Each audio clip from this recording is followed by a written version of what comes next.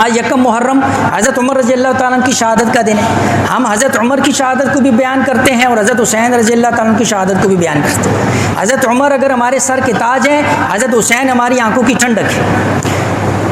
اہل سنت والجماعت ہو، سنی ہو اور حضور سے محبت اور حضور کے اولاد سے محبت نہ ہو، یہ ایمان والا نہیں ہو سکتا.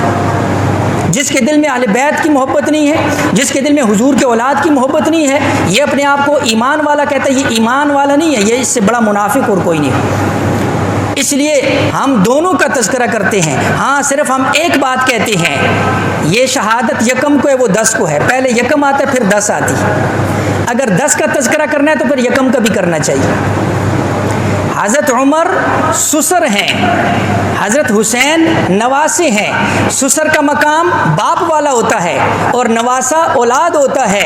لہٰذا حقوق اور کے اعتبار سے بھی پہلے والد کا مقام آتا ہے پھر اولاد کا مقام آتا ہے.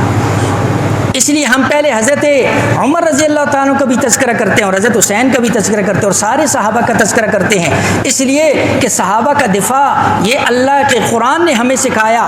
جب منافقین نے ان کو کہا گیا ایمان لے کر آؤ ان کی طرح، ان ظالموں نے کیا کہا؟ آمن السفہاء، ہم ان بیوقوفوں کی طرح. اللہ رب العزت نے ان منافقین کو بیوقوف کہا کہ تم صحابہ کو بیوقوف کہتے ہو. اللہ کی قسم تم سب سے بڑے بیوقوف. صحابہ کا دفاع اللہ نے کیا ہے.